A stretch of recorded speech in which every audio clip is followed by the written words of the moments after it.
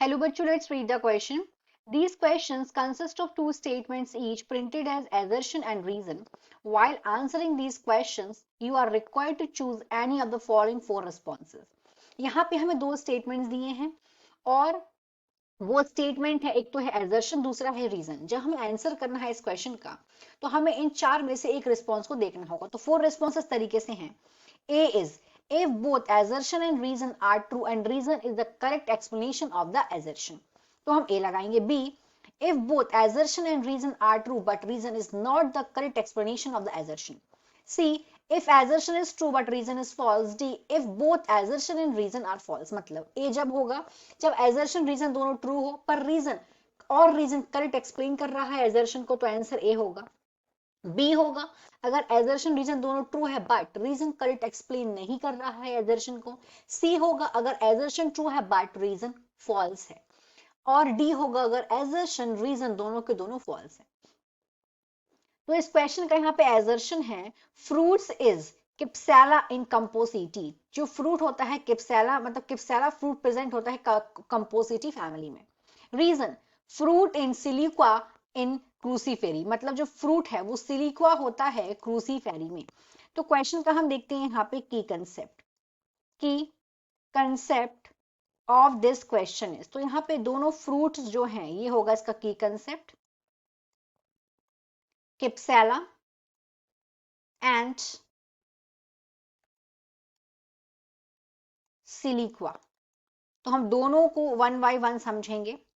पहले हम देखते हैं कि जो किप्सैला है ये क्या है.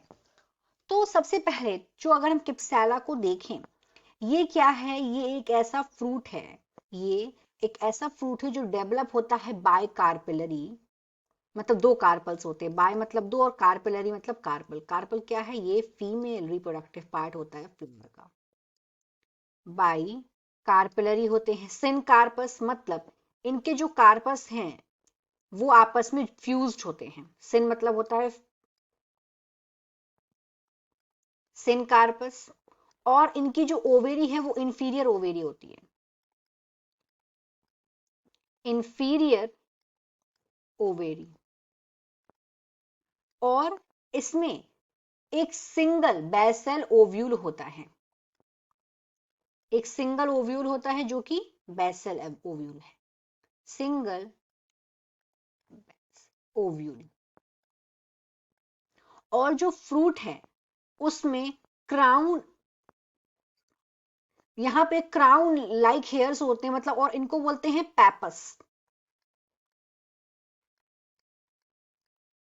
पैपस क्या होता है, फ्रूट के पास, fruit has crown of hairs, मतलब फ्रूट के पास हेयर का क्राउन होता है और इस प्रोसेस को बोलते हैं पैपस.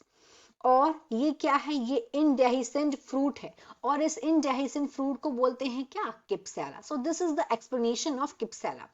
और जो किप्सैला है ये कैरेक्टरिस्टिक फ्रूट होता है.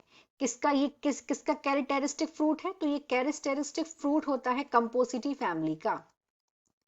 कंपोसिटेई फैमिली का ये कैरेक्टरिस्टिक फीचर होता है ये वाला फ्रूट. तो इस तरीके से हमारा जो एजर्शन है दिस इज ट्रू. अब आते हैं रीजन पे. तो यहाँ पे रीजन में बात हो रही है सिलिक्वा के बारे में. तो सिलिक्वा को हम लोग सिलिक्यू ही बोल सकते हैं, मतलब एक की जगह ई लगा दो तो ये भी सही है, तो इसमें कंफ्यूज नहीं होना है. प्लस इसका प्लूरल फॉर्म भी पता होना चाहिए. प्लूरल फॉर्म में अगर हम लोग देखेंगे तो जो सिलिक्वा है वो सिलिक्यू हो जाएगा, मतलब इसमें अगर हम इसका प्लूरल फॉर्म देखेंगे तो इसमें एक की जगह ई हो जाएगा और इसमें बस एस लग जाएगा, तो ये उसका प्लूरल फॉर्म हो जाएगा. तो सिंगुलर प्लूरल फॉर्म में कंफ्यूज नहीं होना है. अब देखते हैं ये होता किस टाइप का फ्रूट है. ये एक टाइप का फ्रूट है जहां पे दो फ्यूज्ड कार्पल्स होती हैं. यहाँ पे टू फ्यूज्ड कार्पल्स प्रेजेंट होती हैं. And what is carpels, carpel ये फीमेल रिप्रोडक्टिव पार्ट है. टू फ्यूज्ड कार्पल्स प्रेजेंट है और इनकी जो लेंथ है वो 3 गुना ज्यादा है ब्रेथ से. मतलब जब लेंथ लेस देन 3 टाइम्स होती है ब्रेथ के तो उसको क्या बोलते हैं, और जब वो ड्राइड फ्रूट होता है तो उसको बोलते हैं क्या, सिलिक्वा. तो सिलिक्वा का मतलब ये होता है. एज वेल एज ये किस फैमिली का कैरेक्टरिस्टिक फीचर है? तो ये कैरेक्टरिस्टिक फीचर है क्रूसीफेरी फैमिली का। क्रूसी फेरी फैमिली का ये कैरेक्टरिस्टिक फीचर है। क्रूसीफेरी फैमिली को ब्रासिकेसी फैमिली भी बोलते हैं। ये मिडिल साइज मीडियम साइज्ड और इकोनॉमिकली इंपॉर्टेंट फैमिली है। फ्लावरिंग प्लांट होता है ये। इसको कॉमनली मस्टर्ड फैमिली या क्रूसीफर्स या कैबेज फैमिली भी बोलते हैं। और वहीं अगर हम कंपोजिटी फैमिली को देखें तो कंपोजिटी फैमिली को कॉमनली डेसी फैमिली या सनफ्लावर फैमिली भी इसको बोलते हैं। तो हमने यहाँ पे सिलिकुआ में क्या देखा? इसमें दो कार्पल्स होती है जो कि फ्यूज्ड होती हैं, और इनकी लेंथ के बारे में बताया गया है। तो उसकी लेंथ के बारे में बोला गया है कि जो लेंथ होती है, length being more than 3 times. किसके 3 टाइम्स? ब्रेथ के 3 टाइम्स द, मतलब चौड़ाई के। तो इस तरीके से जो रीजन है वो भी ट्रू है, लेकिन यहाँ पे जो रीजन है वो करेक्ट एजर्शन को एक्सप्लेन नहीं कर रहा है।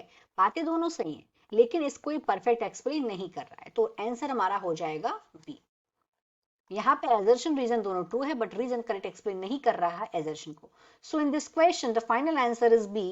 If both assertion and reason are true, but reason is not the correct explanation of the assertion. Hope you understood it well. Best of luck.